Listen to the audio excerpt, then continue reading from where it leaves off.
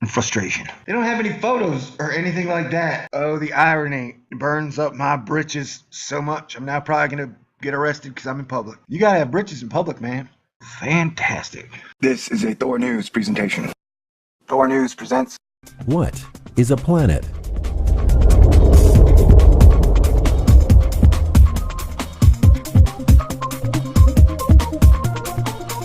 All right, ladies and gentlemen, we are over at the Slate talking about one of my favorite subjects, and that would be Kuiper Belt objects, Planet X, dwarf Planet X's, whatever you want to call it, man. We are checking out our good friend Phil Plait, and when I say good friend, I mean he has me blocked on Twitter and is probably really upset with me that I have not got my kids vaccinated. The joke is on him. I don't have children, man.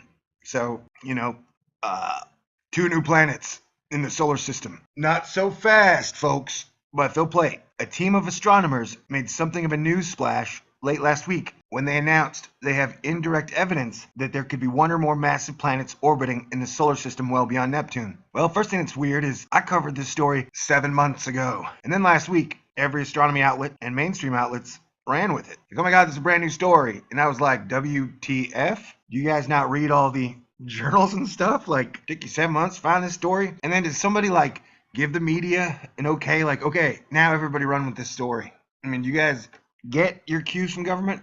I'm curious. I'm curious how media can have such a hive mind. Of course, science has a hive mind. It's like working for any corporation. You're going to support the people who pay you. So that's not as weird, but when media has a hive mind, well, that's scary. And the exact opposite of what media is supposed to be, by the way. But it's great because Phil's always over here at the Slate pushing for the little man, the undefended. And when I say little man and undefended, I mean our government. Except there are 2 things Phil Plait doesn't like. It's people who believe in God and Republicans.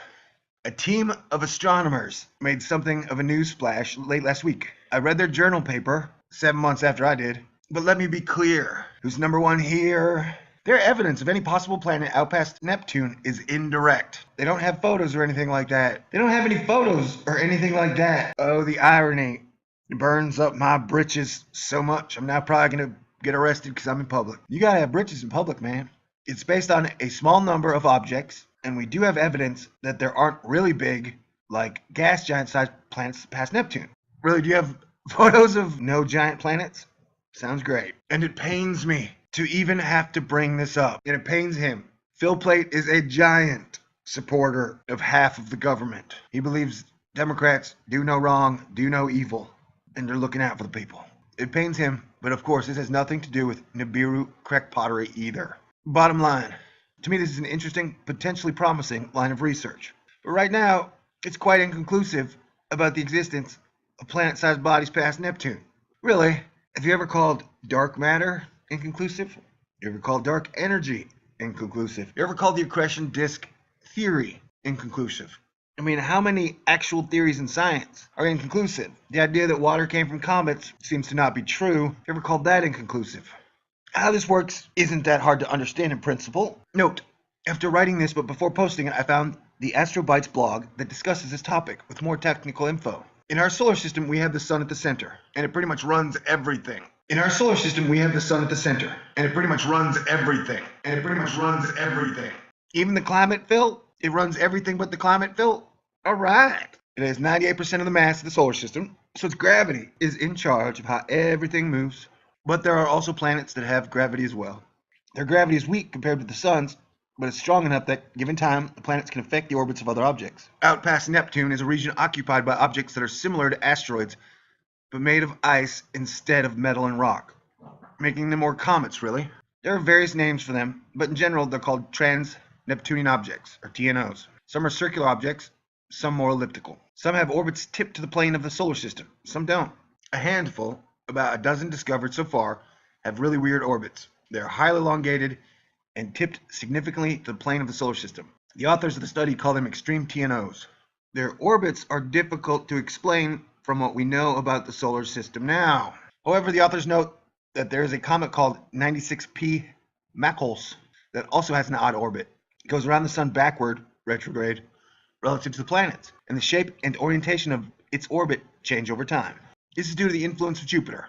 The comet's orbit takes it out as far from the sun as Jupiter's orbit, so the huge planet pokes and prods the comet over time. This changes the comet's orbit, making it undergo all sorts of peculiar behavior. The authors then speculate that the weird TNOs may be explainable in a similar way. The TNOs fall into 4 groups according to distance, implying a series of planets at distances ranging from 40 to 150 billion kilometers from the sun. For comparison, Neptune is about 4.5 billion kilometers out. They don't give specifics about the possible masses these planets would need, except to say they would need at least several Earth masses to affect the TNOs. Again, the evidence they present is interesting, maybe even compelling, but it by no means is proof. Out of all the theories in science, and you go out of your way to point out they don't have proof of, is this one? You are an odd fish, Phil. We got you on the payroll, Phil? Honestly, Phil, I've never met someone who loved the government so much. It didn't work for them, you know? They only look at the orbital characteristics of about a dozen extreme TNOs, and it's hard to extrapolate safely from that. It seems clear that something odd is going on. But the mechanism behind it is unclear. Planets? Maybe. But it could be something else. Dark matter planets. I'll note a similar study was done with long-period comets, which also found weird orbital characteristics that could be explained by a planet or planets past Neptune affecting their orbits. Unfortunately, this too relied on a small number of statistics and is interesting but not conclusive. Okay, so you've got 2 different studies on 2 different subjects with the same conclusion, and you're calling it hogwash? But all the other crap out there science talks about, but they only have one. You're cool with that. Okay, great. You're like one of those serial debunker guys, Phil. I don't know, I guess you assume that everybody's just totally stupid. Like, everybody's just like a second grader who doesn't study. And so you have to, like, make the world this nice and shiny place. Except for your climate change fear-mongering and your half-political fear-mongering. And if you're such a scientist, Phil, how come you can't see that Democrats suck too? You know, I mean, there's no evidence at all that either party is good. There's not a single shred of evidence that says either party is good. Phil, you know? So for you to be so pro-Democrat by being so anti-Republican is disgusting as a scientist, man. You are literally lying to people. You are lying out your ass, out your mouth, out your ears, out your eyeballs. Unless, of course, you think science is the only thing that matters in the world. So that, hey, having a group that can put $10 trillion worth of debt on the books in 6 years is okay.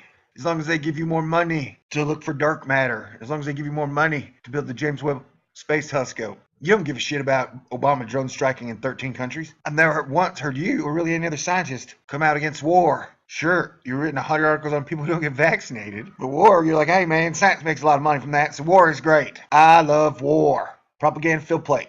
If these planets exist, they can't be too much larger than Earth. Otherwise, they'd have been seen by now. What if they have giant dust clouds, you know? The NASA Infrared Survey Observatory, WISE, has shown that no more Jupiter or Saturn-sized planets can exist in our solar system, even way far out. Personally, I'd love to have direct evidence of such planets. When I worked with the Hubble, I spent some time trying to figure out ways of finding such planets. There's no real theoretical reason they don't exist. And we see evidence of planets orbiting other stars at great distances. So why not? In the end, this research is perhaps motivation to keep looking. Even big planets would be terribly faint and difficult to detect at 150 billion kilometers. So it may be quite a while before we have a confidently complete survey of the solar system. And even if they don't exist, I'm glad people are still thinking about things like this. It's best in science not to get too complacent with the current understanding. Nature is tricky and a lot more clever than we are.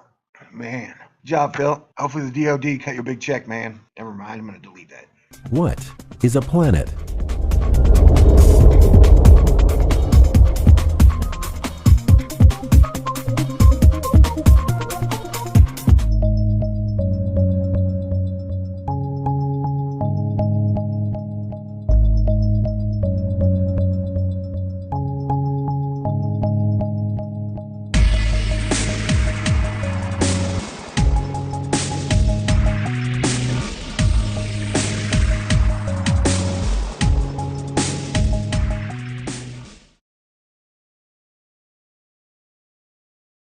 Hey, welcome to the party, pal.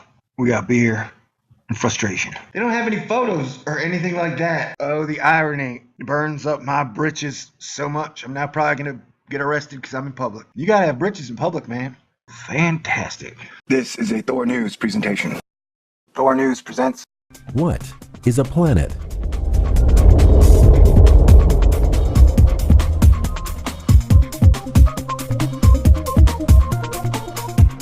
right, ladies and gentlemen, we are over at the Slate talking about one of my favorite subjects, and that would be Kuiper Belt objects, Planet X, dwarf Planet X's, whatever you want to call it, man. We are checking out our good friend Phil Plait, and when I say good friend, I mean he has me blocked on Twitter and is probably really upset with me that I have not got my kids vaccinated. The joke is on him. I don't have children, man.